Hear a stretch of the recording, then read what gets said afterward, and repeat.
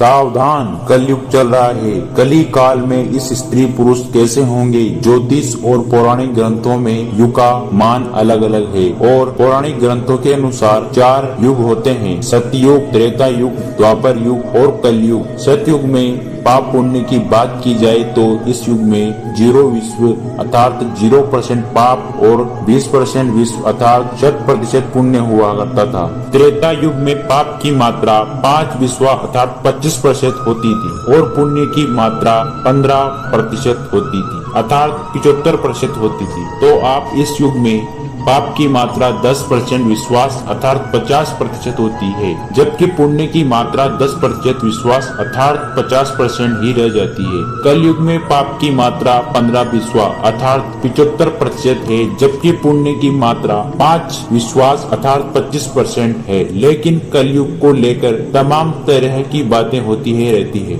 ऐसे में इसे लेकर हर कोई चिंतित है। दिखाई पड़ता है कि आने वाला समय कैसा होगा। इसीलिए युग में कलयुग में कहते हैं कि पुण्यात्मा सावधान, कलयुग चल रहा है।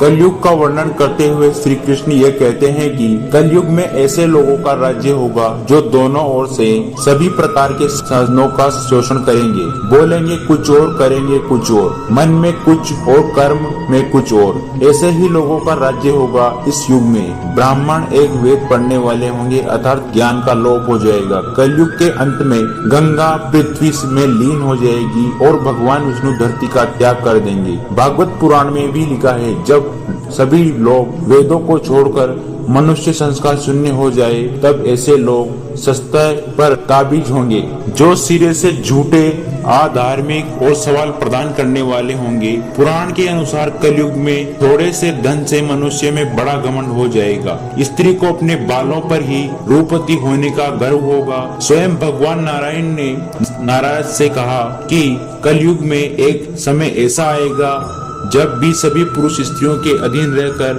अपना जीवन व्यतीत करेंगे। हर घर में पति पत्नी का राज करेंगे और पुरुषों की हालत नौकरों जैसी हो जाएगी। ये दान पुण्य के काम नहीं करेंगे और बुद्धि धन के संग्रह में ही लगी रहेगी। सारा धन उपभोग में ही समाप्त कर देगी। कलयुग में विवाह को धर्म नहीं माना जाएगा। स्त्री और कठोर स्वभाव वाली होगी, कड़वा बोलने वाली होगी। वो पति की आज्ञा नहीं मानेगी। जिसके पास धन होगा उसी के पास स्त्रियां रहेगी। कलयुग के अनुसार स्त्रियां अपनी इच्छा के अनुसार आचरण करेगी तथा हाव भाव विलास में ही उनका मन लगा रहेगा। अन्याय से धन पैदा करने वाले पुरुष में उनकी आसक्ति होगी। कलयुग में सब लोग सदा सबके लिए समानता का दावा करेंगे।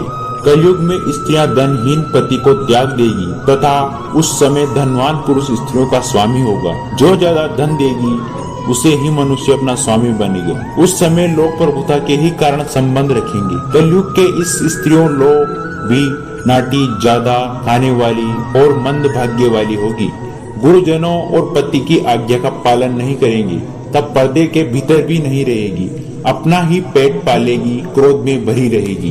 देह शुद्धि की ओर ध्यान नहीं देगी तथा असत्य और कटु वचन बोलेगी।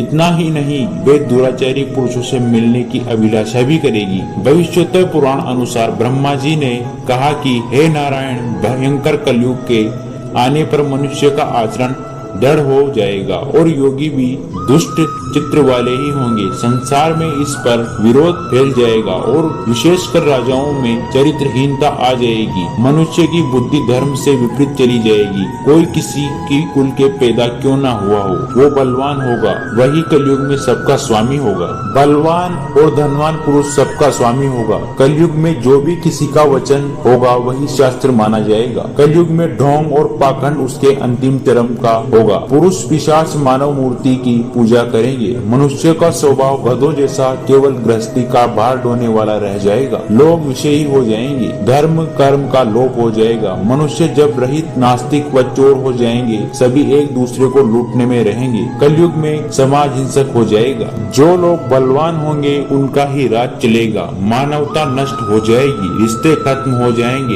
एक भाई दूसरे भाई का ही शत्रु हो जाएगा। जुआ शराब पर आ, स्त्री के घमंड और हिंसा ही धर्म होगा। अपनी प्रशंसा के लिए लोग बड़ी बड़ी बातें मनाएंगे, किंतु समाज में उनकी निंदा नहीं होगी और समय सारा जगत हो जाएगा। इसमें कोई शक नहीं, एक हाथ से दूसरे हाथ को लूटेगा। कलयुग में लोग शस्त्रों में विमुख हो जाएंगे, अनैतिक साहित्य ही लोगों की पसंद हो जाएगी, बुरी बातें और बुरे शब्दों का ही व्यवहार किया जाएगा। स्त्री और पुरुष दोनों ही अधर्मी हो जाएंगे। स्त्री या पवित्रता धर्म का पालन करना बंद कर देगी, पुरुष भी ऐसा ही करेगा। स्त्री और पुरुष से संबंधित सभी वैदिक नियम विलुप्त हो जाएंगे। पुत्र पिता को तथा बहू सास को काम करने भेजेंगे। सब लोग बिना स्नान के ही भोजन करेंगे। देव पूजा, अतिथि सत्कार, श्राद्ध तथा तर्पण की क्रिया कोई नहीं करेगा। अधर्मी मनुष्य संस्कारहीन होते हुए भी पाखंड का सहारा लेकर लोगों को ठगने का काम करेंगे। उस समय पाखंड की अधिकता और अधर्म में वृद्धि होने से लोगों की आयु कम होती चली जाएगी। उस समय 5, 6 अर्थात 7 वर्ष की स्त्री और 8, 9 या 10 वर्ष से पुरुष से ही संतान होने लगेगी। घोर कलयुग आने पर मनुष्य 20 वर्ष तक ही जीवित रहेंगे। उस समय लोग मन बुद्धि व्यर्थ के चित्त धारण करने वाले, बुरी सोच वाले होंगे। कलयुग में समय के साथ साथ मनुष्य वर्तमान में विश्वास करने वाले, शास्त्र ज्ञान से रहित, कदम्बी और अज्ञानी होंगे। जब जगत के लोग स्वर बख्शी हो जाएंगे, स्वयं ही आत्मरक्षा के लिए विवश हो जाएंगे तथा राजा उनकी रक्षा करने में असमर्थ हो जाएंगे। तब मनुष्य में क्रोध, लोभ की अधिकता हो जाएगी। श्रीमद् भागवत का 12 खंड में कलयुग के धर्म के अंतर्गत श्री सुखदेव जी परीक्षित जी से कहते हैं, जो जो घोर कलयुग आता है जाएगा, पर सत्य, पवित्रता, क्षमा,